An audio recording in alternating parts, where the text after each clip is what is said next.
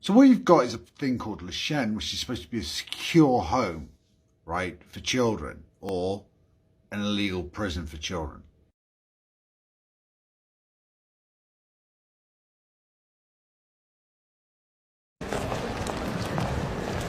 Mr. Lundy, would you like to comment? How are you doing, Will? Would you like to comment on the allegations made against you by Senator Sivray, Mr. Lundy? Mr. Lundy, I'm sure you can understand my worries being a parent of 2 children. Any comment you'd like to make, Mr. Lundy? No comments. You don't want to put the parent's mind at ease, Mr. Lundy? No. I'm a parent of 2 children and I'm worried about the allegations made against Senator Mr. Lundy. No word, Mr. Lundy. See you soon. U.S.A. Well, it is a policy issue whether their allegations have been made. A policy decision has been made, presumably by the Minister, not to suspend this particular director. That surely is a matter of public concern. You raised it the other week in the States about suspensions in the general way. Yeah. The director was named in the States the other day. The allegations have been fairly well broadcast in certain areas. Why can't it be discussed? I don't understand why it can't be discussed at a scrutiny panel level. Because basically the scrutiny panel doesn't want to get involved. Now, Hermann Goering was a fucking Nazi.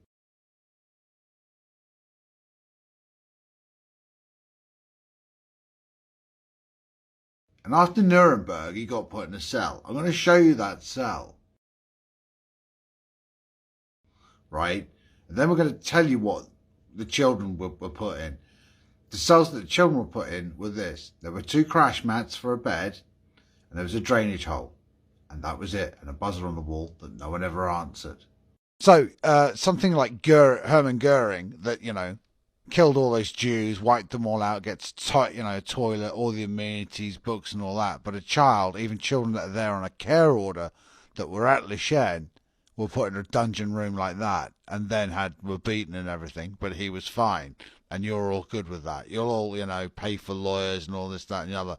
But let's get this straight. You won't back me or anyone else and push that button in the corner like follow. You know what I mean? Just hit the follow button for fuck's sake. It's all you have to do to support me and I'll continue fighting this. We were at the child abuse inquiry yesterday, listening to Mario Lundy give evidence. Mm-hmm. Yeah. Certain parts of his evidence was reported by the state media, but more crucially, certain parts weren't. What, from your perspective, were the big news stories of the day yesterday?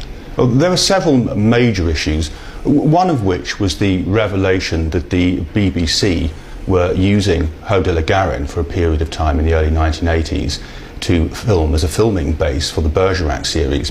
And the fact is that whilst we knew that that had happened, it was revealed yesterday that none of the BBC personnel coming or going from the site had been vetted. And Mr. Lundy couldn't say with any certainty if they didn't in fact also have access to and were able to get into the other half of the building where vulnerable young people were living. Now this is very serious given what we know these days about Savile and other abusers in the BBC, and it's quite remarkable, or not perhaps, that none of the Jersey media had reported this very concerning issue. Yeah, but I say none of the state media reported that. So the part of the headline news on state radio yesterday was that that you were on a witch hunt against Mario Lundy because that's part of his evidence. When questioned by the defence, advocate Mike Preston brought it to witness G's attention that he hadn't just made allegations about the Jordans, but a whole host of other people, including Jersey's now Director of Education, Mario Lundy, who he described as the most violent and cruel of all of them. Mario Lundy as the most violent and cruel of all of them. Mario Lundy as the most violent and cruel of all of them. The most violent and cruel of all of them. But of course you did offer the BBC an interview, did you not, yesterday? I did, yes. I offered to speak to the BBC yesterday. They declined. They weren't especially interested. So they ran a story, if you like, on the prosecution case, but declined your offer of the defence case. Where have I heard that before? Well, this is classic BBC in Jersey. Certainly that kind of attitude is true of all of the Jersey media, but the BBC in particular have got a very, very seriously bad track record in this area, particularly when it comes to the child abuse issues. further affirmation that the main news source was BBC being corrupt and involved with being members of the Jimmy Savile fan club. So, and of course, yesterday, as part of Mario Lundy's evidence, he accused you of acting, which I do believe this was reported on the state media, in some of the state media, that you were acting outside your remit and conducting an investigation that you were not entitled or qualified to. How do you respond to that? That observation by Mr. Lundy is one of the most, I think, significant kind of factors to have emerged so far in the public inquiry, because it's immensely revealing of the toxic dysfunction, the anti-public interest culture that exists within Jersey's public sector. There's not much media on these individuals, so what I've done is I've obtained some restricted documents here, and it shows some of the crimes of Mario. Just very simply, there's 7 pages of these, of children being beaten in the face till blood comes out their ears. Ordran spent 2 years there. He was initially placed in a cell for 2 weeks, 9 p.m. till m. He is a victim of assault by, who whilst playing football, went to kick him but missed and punched him to the side of the head with a clenched fist. Victim of assault by summons to his room. He heard being assaulted first, then pinballed himself. Mario Lundy was present and also slapped him. He is a witness to kicking causing him to fall to the ground, kicked and punched all 6 or 7 players, including an witness to often assaulted and threw her a sofa and grabbed him in a headlock. Thinks Lundy and LL physically, mentally and emotionally abused the residents. NSPCC referral mentions Lundy as particularly vicious and on one occasion excessively used cane. Witnessed hold a young person down and repeatedly punched them until blood came out of their ears. Was sent to Les Chen in 1982, aged 13, under a care order, spent 22 months there. He initially spent 2 to 3 weeks in isolation cell. Night times. Then spent a further 10 times in them for misbehaving. Victim Ho punched him in the face, knocking him off a stool, then stamped on his leg, once or twice.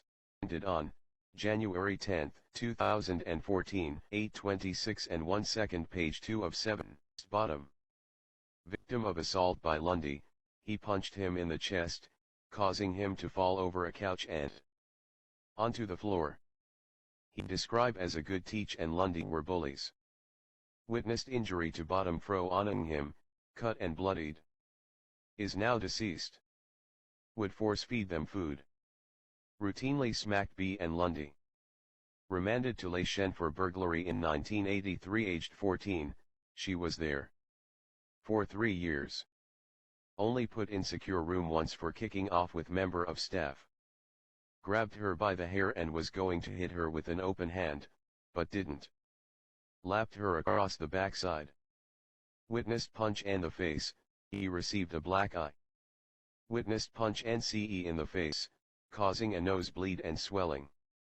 Witnessed throwing and dragging into the toilets, bounced off the walls. Witnessed go to punch, he missed and they began struggling. Hen came in and dragged to his room, to pinball him. Although she did not witness the assault, she saw long red marks on his side and back later. Placed in Les Chen due to issues at home by social services, aged about 11 until 15, approximate 1980. On arriving was immediately placed into a bare cell, night times after 2100 hours. He was in this cell for 6 weeks.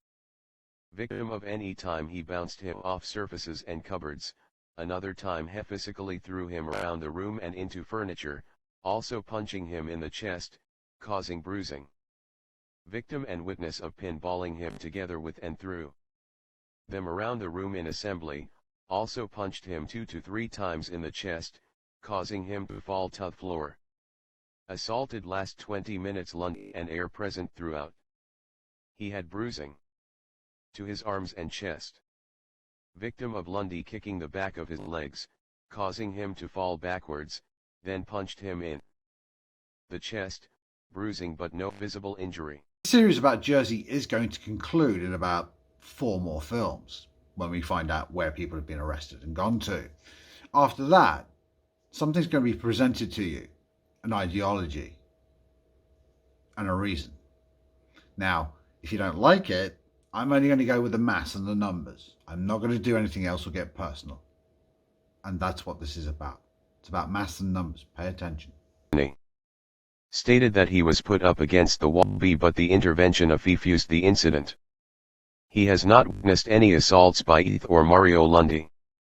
In fact, he cannot speak highly enough of both of them.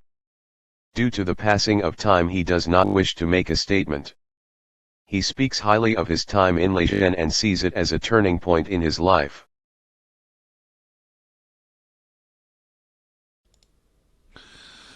This is the individual that spoke so highly and positively of Mario Lundy. That one individual, Lee Albert de Montpierre. It's a Jersey French name. 7 years for the abuse of a boy.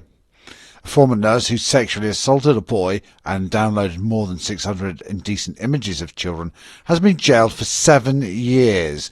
Lee Albert de Montpierre molested the boy, including filming a sexual assault on him while he was wearing his school uniform over a 3-year period when he was aged between 12 and 15.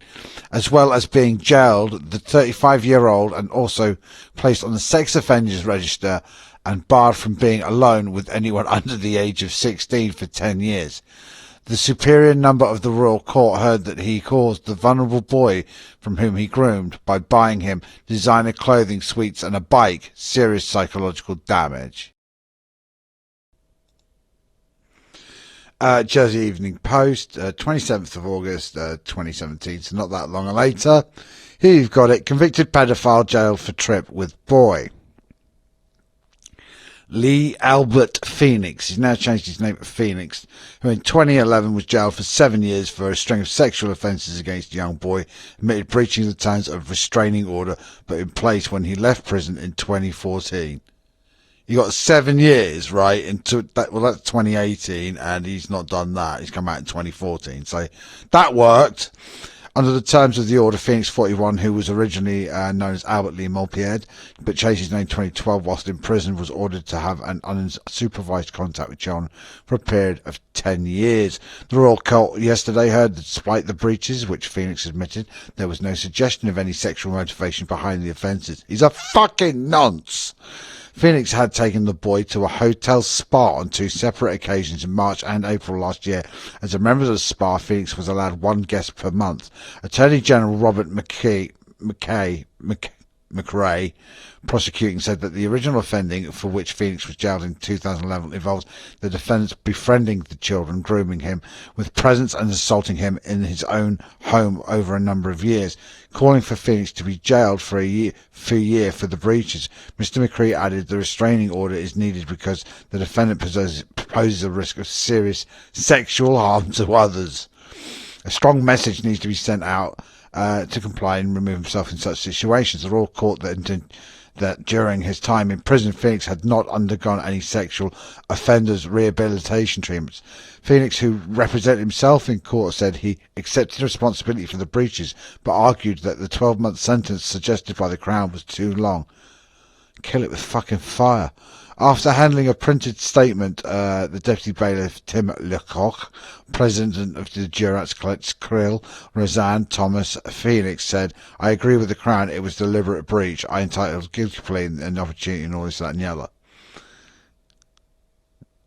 He would ignore such an order, must make its warrants. They do fuck all. They let him go. I began to investigate that in late 2006 and throughout that first half of 2007, long before anyone was aware of Operation Rectangle, long before there was any public expression at all about these issues. During that period of time, I was the Minister for Health and Social Services. And so not only was I, as the Minister, actually fully empowered and fully entitled to investigate child protection failures under the Children Jersey Law of 2002, in fact, the Minister is actually obligated to investigate child protection issues that are brought to his attention by that law. It's not a free choice. It's not a free choice. It's not a free choice. It's not a free choice. The law says the minister must investigate issues of concern in respect of child abuse. What else do you actually want from anybody in that position? I mean, as any kind of government minister, surely this should be the standard mentality towards any subject that they're supposed to be dealing with. But when it comes to this subject, you can see how this individual behaves. Why is he being punished? Because only good guys get hurt. Mm-hmm. Now, how do you respond to that when you're being, I don't know, accused, if that's the right word, of... That's what the local media said, yes. Civray accused of encouraging people to make complaints. That was what they said. So how do you answer that then? Were you encouraging people to make complaints? Were you encouraging people to make allegations? What? I was certainly encouraging former residents and survivors and victims to make formal complaints initially to the department, and when the seriousness of the matters started to emerge and I started to fully grasp the magnitude of what had gone on for these decades, I certainly was encouraging them to take their complaints to the police. And that's absolutely the right and proper thing to do. You know, if your politicians get made aware of conduct in the public sector that could well be criminal, of course you encourage your constituents, these people that have been failed by the system, you encourage them to go to the police. That's exactly the right thing to do. And I'm glad that I did so. As events have proven, these people were right. The system did abuse them and treat them extremely poorly. The whistleblowers who came to me, the survivors, the victims who came to me, and we were right. We were right and the system was wrong. That's literally a case of someone having to say to you, look, I'm right, everybody else is wrong, and you lot going, no, you're mad, and then going, oh look, I was in fact right, and then no one apologises. In fact, you get spat on for mentioning it. And we will get rid of this culture whereby these civil servants who are constantly having meetings themselves and covering each other's backs and getting their stories straight and covering up grotesque failures in the public system, they will start to understand that they've got to be accountable to the people, they've got to be accountable to the public's politicians, and the ordinary members of the public, like survivors, are absolutely entitled to have meetings to raise issues and to want to hold the public sector to account. That is democracy, that is the proper rule of law. Jersey was actually part of English land that was governed by the Nazis in the Second World War. It's said that the Nazis really didn't have a problem there. It's also recorded by one of the former, Mr. Tony Crosley, and he's quoted as saying that his father told him about how they'd go around, the SS officers, and they'd pull out certain people out of houses and just blow their brains out in the street right there and then. There'd be certain words in German, and there'd be 4 or 5 men there, and they'd just blow their skulls straight on the brains. And they just turn around and they make certain hand gestures, and you knew what they meant. They've been doing things to children. Let's get that straight. You're told certain things about the Nazi Party, and the Nazis used to kidnap children for ransom and stuff like that. Do you understand? They used to catch people being paedophilic and used to hold it over them, just like Jimmy Savile did. And that's what Jimmy was up to. It's called the currency of concealment. It's a very, very powerful coin that not many people know. And unfortunately, Mr. Civray shows his naivety when he thinks it's just Jersey. As you've seen recently, it's not. It's all over the world. They've insituated themselves everywhere. And we need to clean house. And there's only one way. This is one of the things that the victims and survivors at the care inquiry have been, I don't know, criticised for by the likes of Mario Lundy and civil servants, that they've held a meeting amongst themselves as if that's a bad thing. But surely the victims and survivors are only doing the same thing as the civil servants are doing. Of course, the fact that such a complaint, as it were, can be made by the civil servants is in itself, frankly, extraordinary and revealing of the toxicity of public administration in Jersey. The notion that members of the public are not allowed to meet and shouldn't meet to discuss their mutual concerns over grotesque failings by the public sector is an utter absurdity. This one features on the wrap-up from Haute de la Garenne, and what actually happens to the people there after 140 years of child imprisonment, torture, rape, and murder of the most graphic kind possible. Jersey police have so far recorded claims of abuse from 100 people. The police investigated 18 key suspects in the wider investigation registered trademark. But the Attorney General stated in 2009 that a significant number of these complaints were unsuitable for the criminal courts, including being made to take cold showers, being clipped around the ear, slapped about the head and flicked with a wet towel. Registered trademark arrests and charges have been made. And as of August 2009 the investigation continues. However, the police have stated that there will not be the number of prosecutions which were originally reported, and Detective Superintendent Gradwell stated in August 2009 that the problems with the handling of the inquiry before he took over had generated a very high level of expectation among complainants and the public that a large number of people would be prosecuted. 21 out of 6 files received by the prosecution lawyers in August 2008, charges were laid in respect of 3 of them, and it was concluded by June 2009 that no charges would be brought in respect of the remaining 3 for legal and evidential reasons, as explained by the Attorney General. 2I Detective Superintendent Gradwell stated in August 2009 that all the police officers from the UK working with the state's police had agreed with decisions made by the Attorney General, lawyers, and the independent legal team about cases submitted for prosecution, but that a few more people are likely to be charged. Point 2. On February 27, 2010, a married couple from Scotland were charged with a number of common assaults on children while they were working at Haute de la Garenne in the 1970s and 1980s. Point 22. In May 2009, Michael Aubin, then 46, admitted, at 4, in the Royal Court of Jersey 2 counts of gross indecency and 2 counts of indecent assault on children under 10 years old. While he himself was a child resident of Haute de la Garenne. He was sentenced on June 22, 2009 to 2 years probation, having spent 19 months on remand. Point 25. The trial was presided over by Royal Court Commissioner Julian Clyde-Smith. Point 261. In August 2009, Gordon Claude Waitridge, then 78, was found guilty of 8 counts of indecent assault and 1 count of assault, but acquitted on 11 counts of indecent assault and 1 count of incitement to indecent assault, all relating to his time as a residential carer at Haute de la Garenne in the 1970s. Point 27. Royal Court Commissioner Sir Christopher Pitchers, presiding, warned Waitridge to expect a custodial sentence for such a breach of trust. 21. On September 21, Waitridge was sentenced to 2 years imprisonment by the inferior number of the Royal Court, 281. In August 2009, Claude Donnelly, then 69, was sentenced by the superior number of Royal Court to a total of 15 years in prison after 2 trials in May 2009 and June 2009 for offences against young girls between 1968 and 1982. These offences were unconnected to Haute de la Garenne.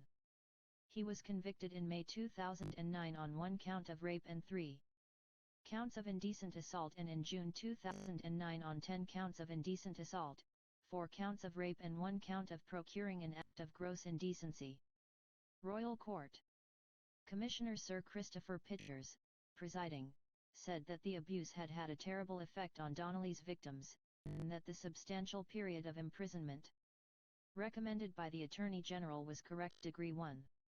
In November 2010, Morag and Anthony Jordan, a married couple who worked as house parents at Haute de la Garenne during the 1970s, were convicted of 8 separate counts relating to physical abuse and subsequently received jail terms of 9 and 6 months. Morag Jordan was acquitted of a further 28 counts and her husband of 4. 1. That's right, only one person got 15 years, and that was not to do with anything to do with that, and the only people that did get done didn't even get over 2 years. See, no Freemasons were harmed in the making of 140 years of rape, torture and abuse at Haute de la Garenne. So what happens next? Well, you've got Mario that moves to Le Chêne, and Le Chêne, what happened to that? Well, let's talk about that now. Okay, this is Jersey News, Borwick Express. You can't actually get anything digital media video on this. It's all transcripts and the like. So apologies for that. Tuesday, 2nd of March, 2021. So you can see how long ago that was. You know, it's year 2. This is an executive rate of nearly 50% concerns some carers that facilities are housed in poor and old buildings arrests an independent report highlighting an urgent need for upgrades. These are just some of the concerns around a school for Jersey's most vulnerable youngsters, okay? You should recognise the property already that I've shown you. Express has looked to whether current standards at Lecente's primary and secondary sites are really meeting the government's promise to put children first. When you walk by Greenfields, you might notice a building resembling a house overlooking it. It perhaps not immediately somewhat that would strike you as being a school. However, housed within it is the key Stage 4 area of Lecente's school, a facility for children who may have serious mental health issues, trauma and emotional behavioural difficulties, or find themselves in vulnerable positions that prevent them from being taught in mainstream education. It was established in 2018, 1 year after the Jersey Care Inquiry report returned damning findings about the government's treatment of some young people in its care, just some, with the pledge that it would aim to inspire positive change in some of the island's most vulnerable young people in a safe, nurturing environment. Yeah, prison cells are a nurturing environment, as you guessed. Indeed, the name Lecente was chosen as in its gyrals for the path, reflecting the school's mission to help children become their best or true self by locking them up and dictating to them like Nazis. Guidance of attendees at the school, individuals involved in care welfare have told Express that such descriptions couldn't be further from the truth, instead likening the current setup to containment facility. Yeah, it's a prison. This is what Le Chien was. And that's what I'm trying to get through. We are looking at a complete image overhaul, and most importantly, a new name. Merging the old Docu school and the alternative curriculum at Lecente school is split across 2 sites. Key Stage 2 and 3 facilities are situated at Docu Lodge, while Key Stage 4 overlooks the house and some of the former facilities of Le Chien. There you go, Le Chien, a youth detention unit and secure school for young people young people now known as Grenfields. Grenfields is Le Chien. All they've done, right, is they've repackaged it. all the abuse from Le Chien, from kicking, beating children till blood came out their ears by Marianne London, that's now gone. And what they've done is, instead of doing that, they spent a load of money on it and rebranded it. Isn't that great of them? That's an amazing idea. One of the key concerns flagged by those experiences of the schools are the facilities themselves. Though both sites serve a small proportion of children in comparison to mainstream schools, they still collectively cater to just over 20 children split into small classes, all with unique educational needs. No, they're prisoners. The classroom at Lecente's Key Stage 4 and all this, that and the other, it's just cells, and they just go on about how they try and say it's okay to do it. It's bollocks. All they're doing is imprisoning children, and they renamed it. This place gets shut down for abusing kids. All they did was reshuffle the staff from the last place and send on Mario to become on head of education for the entire island and so forth, and the former so-called English tutor of Le Chien, because they're not staff, no, they're not educators, they're warders, prisoners and abusers. Get that through your head. He became the head of this place and so on. We'll get to who those are later.